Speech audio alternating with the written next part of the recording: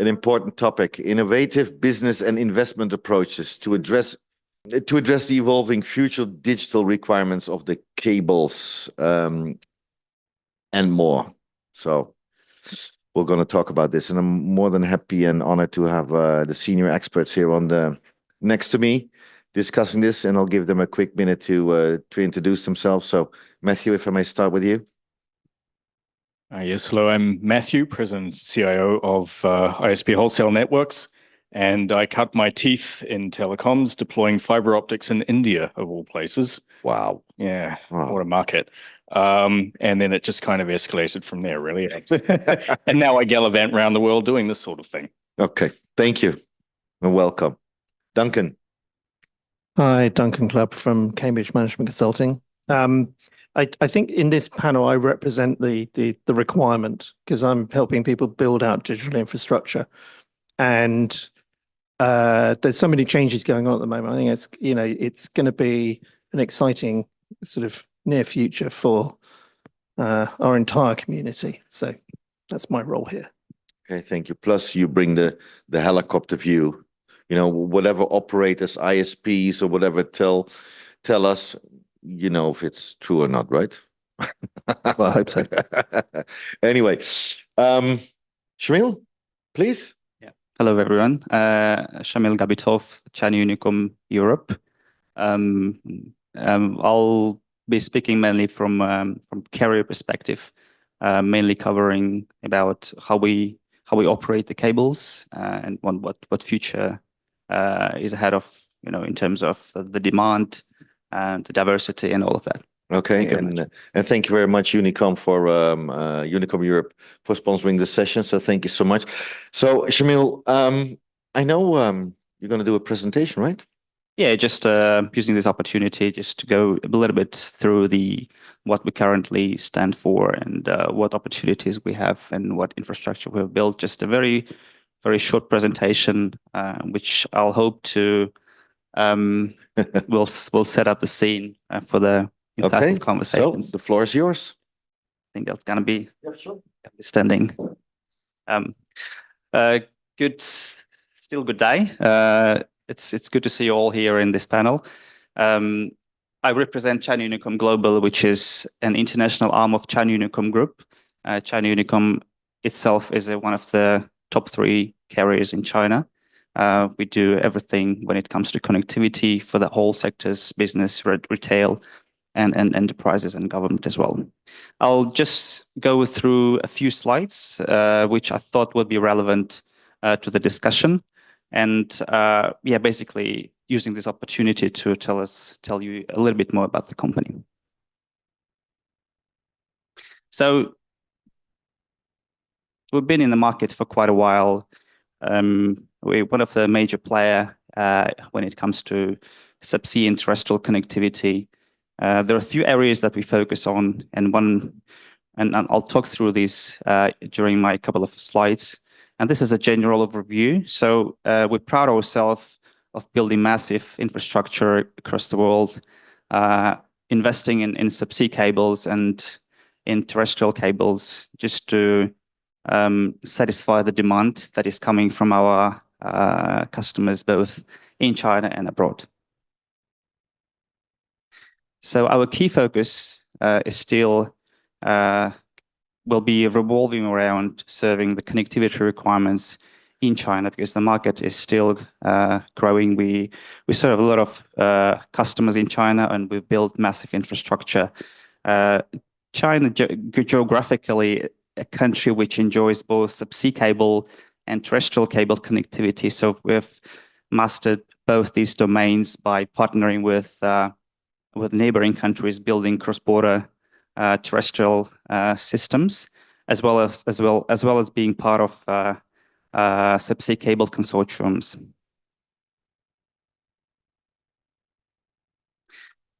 Apart from China, one of the key areas where we focus is Southeast Asia or APAC countries.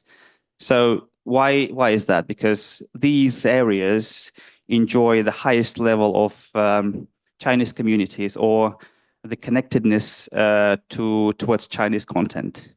So it's because in countries like Singapore, Malaysia, Thailand, you can find a lot of customers which require access to the resources that we provide to our Chinese customers. And these regions geographically, they're very close to China, and therefore they are the core areas that we focus when it comes to investments and building new cables and serving our customers. Southeast Asia is an area which is packed with sea cables. So sea cables is the main resource that we use to connect different geographies, like mainly in China, Hong Kong, Japan, Korea, Singapore, and so on. There's massive infrastructure which was built in this region, and we pride ourselves with being part of consortiums. I cannot name probably like any of the new cables which are in the pipeline where we're not part of the consortiums. So this is about all the infrastructure we built. In the APAC region, there are countries like three tigers: Japan, Hong Kong, and Singapore, where the majority of traffic is traveling between these areas, and therefore these three areas, geographies, they enjoy the highest level of connectivity and choices when it comes to subsea cables. When it comes to some new developments, this is the latest cable that was launched probably around 6 to 8 weeks ago, the Asia Direct Cable, ADC.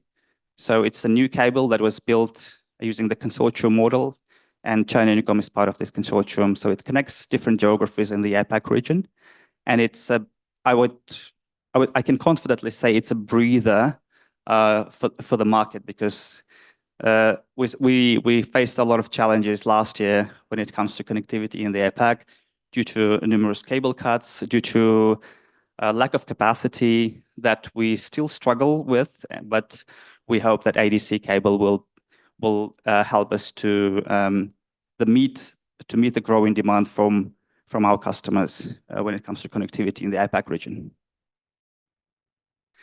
And the last area where I would like to focus and wrap up this presentation is about a bit of general picture, broader picture when it comes to intercontinental connectivity. So it's mainly from Asia to Europe and from between different continents. So in addition to the existing infrastructure that was built around cables like AE1, CMV5, so there are quite a few cables which has already been live since last year. So I'm particularly meaning about the Peace cable, and also there's something that is coming hopefully in 2026. I'm talking about CMV6 cable, which will add massive connectivity, massive bandwidth when it comes to connecting different continents. Last but not least, a very unique cable that we have is the cable that connects South America with Africa. It's the sail cable which links both continents with lowest latency, and we see a lot of traction these days between these continents when it comes to consumption of particular content. Thank you very much. I'm really hopeful to continue this conversation as part of the panel discussion. Thank you. Thank you, Shamil. Any questions? I would have one if I see a presentation like that. How much in the hell did you invest in all those sea cables? Just give us a number.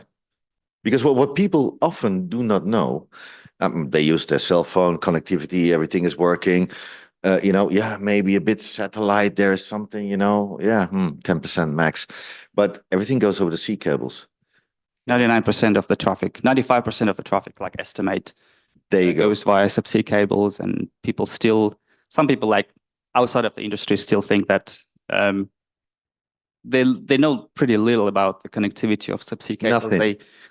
they have perception that that the access networks, like mobile networks, they connect to satellites, and this is how the communication is going. So unfortunately, or maybe fortunately, I can't say for sure, but people have less knowledge about how the internet works, and that's why probably that kind of discussions would benefit and contribute to the understanding of what's going on. But investment-wise, so in the past, so the cables they normally cost up to they normally cost it depends if you build intercontinental cable, it's definitely going to be one story. If you build a regional cable, it's going to be a different story, but definitely hundreds of millions per cable. And these new cables coming with more capacities, probably they will cost even more. And the difficulty now, guys, try to rent a ship who's laying the cables on the bottom of the sea. They're fully booked for the coming 4 years. Just to give you some idea of what is going to happen, right? And especially when other continents, which are still not, let's say, that open, or no, really countries which are still sort of unconnected compared to, let's say, Western Europe, Asia, and North America. So especially Africa, if that really opens up, everything will be exploding. And earlier, the impact it has and the importance it has and the lack of education actually we tend to give to the people to tell how important that is. I mean, Duncan, you were there as well. But talking about the sea cables, that's another level again. And even that, just a question. How many of you had any interruption or noticed any interruption of your connectivity last year? Did you had any? Yeah? Once?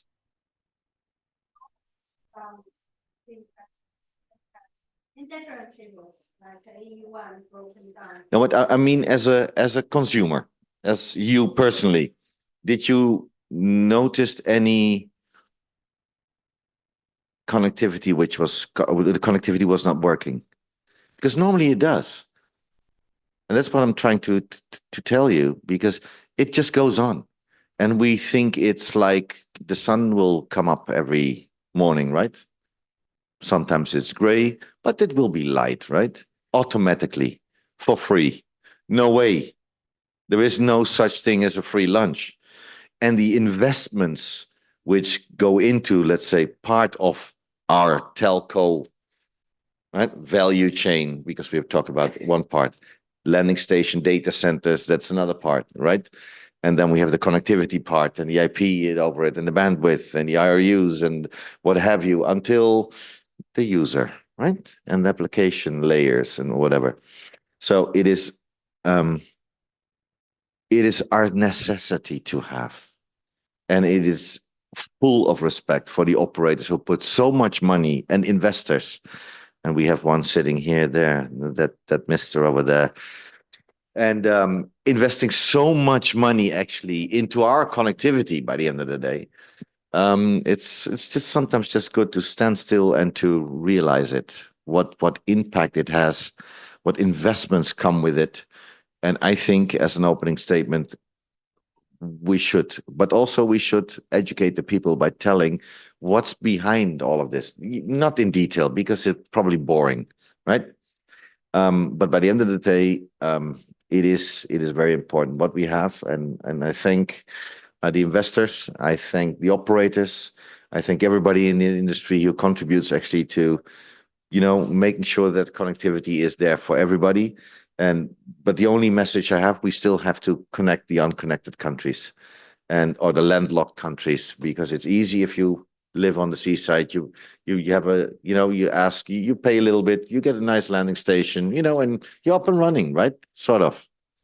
But the landlocked countries, especially in Africa. Or double landlocked. There you go. Which is really difficult. So we still have things to do in the industry, but the investments are enormous. And thank you that Unicom is one of the guys who is putting, the money in the hand and to do it. And I think it's important. But okay, that's as a small opening statement. Anything to add to that? Because you're the one with the helicopter view with Cambridge, right, Duncan? Yeah, well, I mean, You oversee the whole chain. but we also get involved in a lot of subsea projects, so we know how active it is right now. It's, just not long ago, people were saying, "Oh, there's a new transatlantic one. We won't need another one for 10 years." And what a load of rubber. We've There was already still all the broken TAT that. 14 or what? The demand is just going through the roof everywhere. And like you say, places like Africa are generating enormous amounts of demand. And there are other things that we can talk about later, which are also creating new demand, all of which has an impact on the underlying network infrastructure. Yeah, absolutely. Something to add, Matthew? Not as such. I have to applaud Unicom for doing what they're doing, because we're definitely not seeing the kind of investment in places like the United States, which is where a lot of my businesses are, to the level that China is doing. And in fact, I visited China for the first time just last week, and yeah, exceeded expectations. Highly recommend. Yeah, absolutely. Any comments from the audience? So we try to do this a bit interactive. I mean, Robert, if I may ask you a question, I mean, in the whole chain, but especially on this topic and data centers as well, you do have a huge amount of investments. What do you see, if I may ask you, to drag you into a little bit of the discussion? Don't hate me for it. No, but we do support the subsea segment as well in the bank. At the moment, we're working as advisors on one or two projects that are early stage, but we have also financed a number of those subsea cables. Some of them have been more successful than others, but it's sometimes there is a little bit of overinvestment, and you have a little bit of an issue, of course, with price erosion. And then the capacity catches up, and then, oh darn, we need to build some more, and then everybody do it at the same time, and then a couple of years later you have a little bit of overcapacity again, and then you have price erosion. So yes, and so it is a little bit of a financial roller coaster, both for equity investors and lenders. So similarly to what you have in the satellite segment, where you basically have some sort of a overarching planning where people are explaining that they would like to have a satellite in that position, etc., and then everybody is coordinating that to make sure that you're not interfering with each other, etc., would be super helpful, even in the subsea segment. Now, one of the issues, of course, is as we can see in the satellite business, which has also experienced some interruption of lately, is the big constellations that is being put up by people who don't necessarily need to count their pennies. That can be also a little bit disruptive. So I think the satellite business is now going through a little bit of an baptism fire. But without the subsea cables connecting the various continents, it wouldn't work. And I normally say that don't look upon a subsea as a subsea cable, just look at it as a fixed line network, because it just happens to be in the water. Because if you're looking at the Mexican Gulf, which I heard is going to be renamed, there you have a fantastic interconnectivity between the different islands and in the bay, so to speak, and that is just look upon it as a terrestrial network because it's the cheapest and most efficient way to connect. Look at island nations, Indonesia, Philippines. Half of the terrestrial network is going to be in the water. So I think for all practical purposes, we should just look at look at that is where do you need cable? Where are you going to put the cable? And if it happens to be in the water, it's in the water. But it needs to be planned in the same way, and you need to secure the traffic to avoid these enormous swings that the market has been suffering from. Thank you very much for your insights. Anything to add, gentlemen, to that statement from Robert? Well, I think one of the fundamental things is, where do we think, if you're trying to plan networks for the future, where is demand going to come from? It's difficult, but we know. For me, I think I said to you earlier when I started as a software developer, and I think the application and the user are what is going to dictate where demand will come from. So IT moves through what they call paradigm shifts every 10 years or so. And the next one that's happening now is a move towards distributed compute, which uses small islands of technology much, much closer to where data is. So consumers, businesses, manufacturing, whatever, needs to have compute much, much closer. So we're at the moment, we're in a decentralized system, a centralized system where we're using lots and lots of cloud compute. We're building a new generation of AI platforms, which are pretty much centralized at the moment. But the next generation will all be decentralized, much closer to people. And that's everywhere in the world. It's not just in the Western countries, which are, more technologically mature. So the fact that we're moving towards an area where things like video analytics is becoming much more important. A lot of new business applications are driven by video. So one of the stats, I thought, on your slide earlier on showing how many terabits you've got, one of the reasons that's going to very quickly start filling up in a lot of places, because we want to shift much more data around than we've ever done before. So in retail, in manufacturing, in transportation, logistics, they're making much more use of very high definition cameras, 4K, 8K, which generate enormous amounts of data, need to be processed. And not all of that's going to go long haul, but some of it will. And, those data quantities are just exploding. And I think that's, a really good indicator that requirements are going to explode as well. So we're going to see a lot more deployment of compute. This is all net new as well. So a lot more smaller data centers everywhere.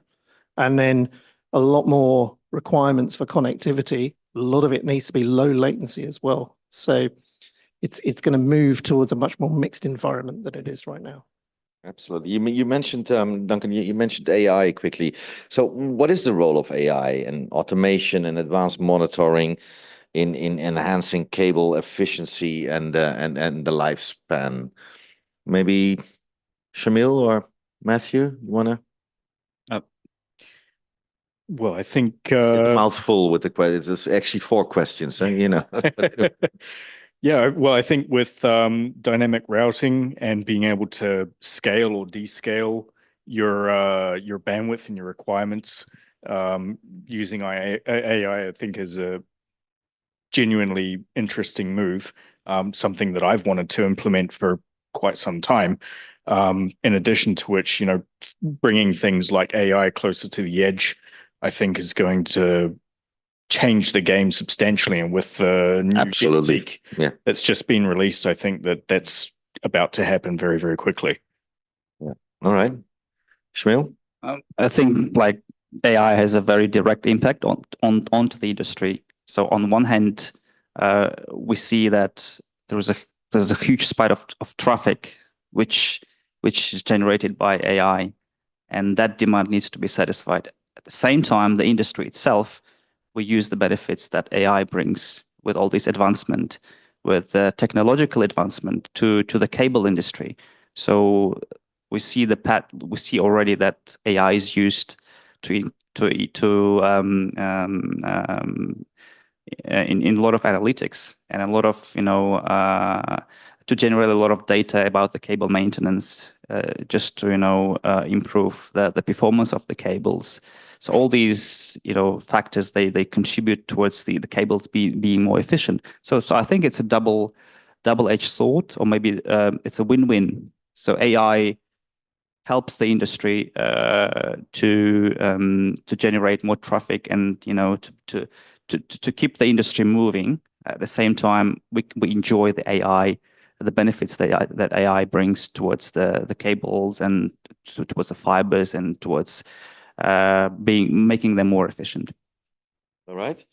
So, Duncan, how can cable operators support the exponential growth of data, cloud services, and AI-based applications? If I knew the answer, I'd be a rich man, I think. No, I think I keep on asking that to everybody. So if they can answer me, I get rich, right?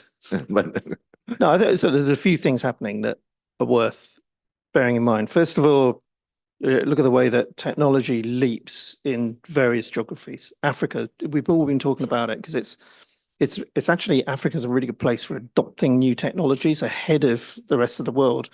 Smartphone adoption was significantly higher there than a lot of Western Europe and America for a long time.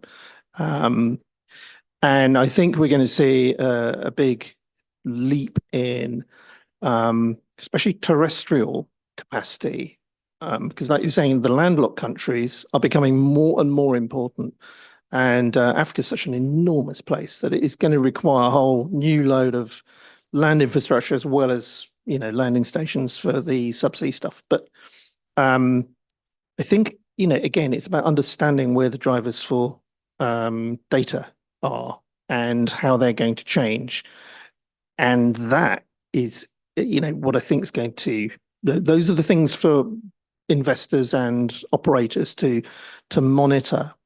We're already seeing a lot of new demand coming up, which I think will just grow and grow through the distribution of inference engines, which are over there applying what all the big AI systems are doing.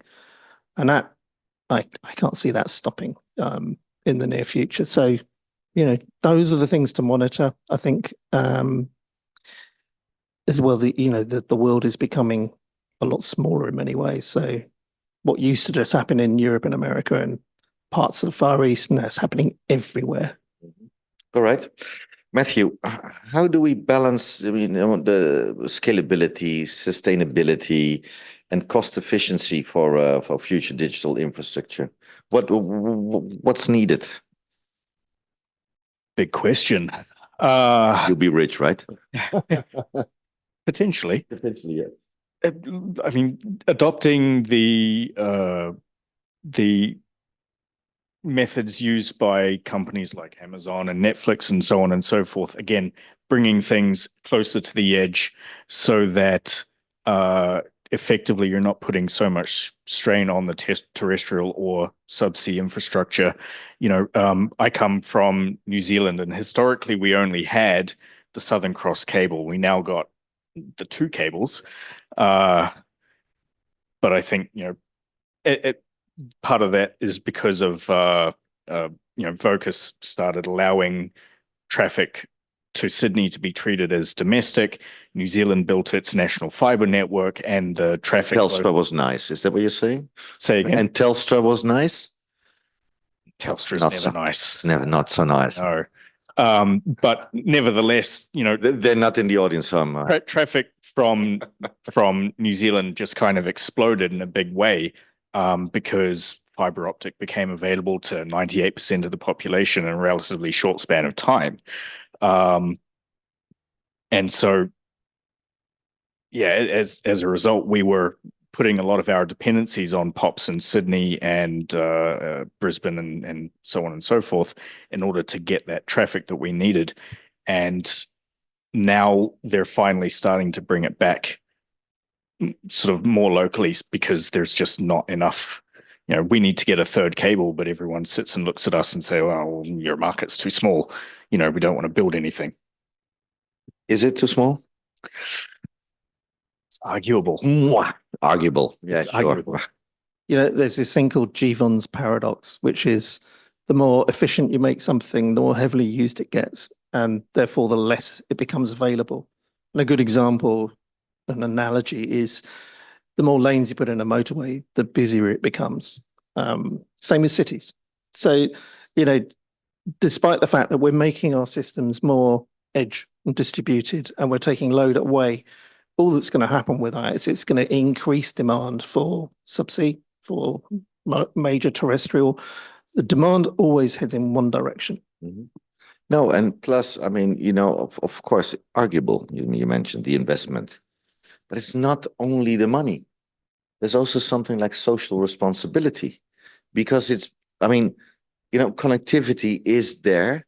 We need it. It's a necessity, almost to breathe, almost, or next to breathing. So that's also a factor which, you know, but tell that to investors, they say, yeah, well, there's no return on social responsibility for me, unless you go, and especially in Asia, you see it coming more and more and more, actually, that for the social responsibility on green investment is becoming more and more and more. And it's even becoming lucrative, although maybe Robert might.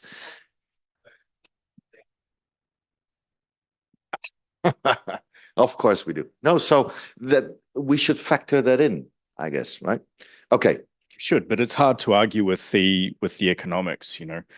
No, that's what I meant. On the returns, it's like it's a bit difficult. All right. Yes, you wanted to add something? But still, you know, you see new cables like Google, they're touching Oceania, for instance, even remote areas like thousands and thousands kilometers away from a continent. They receive lending of new cables. So that is driven not only by economics, but also this responsibility. And there's also some new funding models like public-private partnerships with support of the government, and you know, which needs to close the digital gap. So a lot of factors influence the decision making when it comes to building a new cable. It's not only the economics, but as you rightly said, we need to make communication ubiquitously available. It means that as a necessity, we all need to have access. So it's there. And connect the unconnected, or better connect the almost unconnected, right? Closing statement. Would you feel though that Google, Meta, Amazon, etc., building these cables, funding these cables is an altruistic move though? Or is it maybe so that they can have, we're first into this market and we're gonna... Well, we see hyperscalers playing an increasingly important role in the subsea cable market. And they're not only becoming part of consortiums, but they are building the cables by themselves, which, you know, of course, they have more flexibility to invest into the projects which might not be as lucrative as cables connecting, for instance, Singapore with Hong Kong. But at the same time, their pockets are deeper than those of the operators. And therefore, I think as we coming back to the social responsibility, probably more towards the brand, like, because social networks are available throughout the world, and everybody is benefiting from the fact that access to Facebook or to Instagram is getting quicker, and it's becoming, as you said, like it contributes towards the growing audience. And I think from that perspective, hyperscalers are more inclined to take care of these projects. No, sure, but also on the technical things, and then I mean, Matthew can say far more than I can about this topic, but also on the responders and whatever. What do I use? Where's my geographical approach and planning of my cable? It might be making more sense to have a small landing station at somewhere on an island where nobody lives, actually. And then the social responsibility is not so much the argument, but it's just from the technicality that's, you know, it is actually cheaper to build than to have the very expensive responders somewhere on 4 kilometers in the thing, which maintenance. So I think that it's balanced out. You agree with me? Yeah, somewhat. So you see, somewhat. So I'm getting there, you know. Okay. He's not convinced 100%. No, but this is why we have these panel discussions, to see and to hear different views, you know, and to share this with the audience, and which I'm so grateful that you still stayed with us until this late hour. So thank you for that. But we're coming to a closing statement, because otherwise the chief panel officer who's sitting over there, he will look at me by saying, "Eric, we need to stop," something like that. No, kidding. Closing statements. Duncan, is there any takeaway you can share with the audience?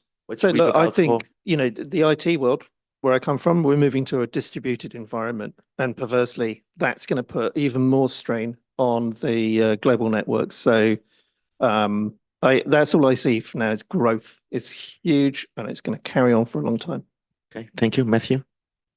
I'm just looking forward to seeing what happens, really. You know, I like the idea that China in particular is funding a lot of projects in Africa, you know, as well as around their own sort of backyard. Cameroon to Brazil. Well, for one, but also a lot of terrestrial works as well. Of course. And I'm very interested to see what happens in the African market over the next, let's call it 10 years. All right. Sure. Famous last words. I think since the consumption of data will never decrease and it will keep growing exponentially, so the only thing we can do is I'm just drawing the analogy from a man who is in all the these days in all the has occupied the media these days. So I'll just draw an analogy with his philosophy. So I'll just say, build, baby, build. So we will continue. I think we don't have any other choice other than invest into new cables, to improve the diversity, because we are the ones on the carrier side, and we're now sharing this responsibility with hyperscalers. As I said, they are very growing power in our industry. So we have the responsibility to maintain and to expand this massive infrastructure, which is the underlying one, and all the services are built on top. So I don't see that cables will be, I will see basically that we will see more projects, and I think most of them will be pretty niche, as you know, the the unconnected. Yeah, thank you. Thank you. And with those words, ladies and gentlemen, I would like to thank you dearly for staying with us, as I mentioned before. Thank you so much.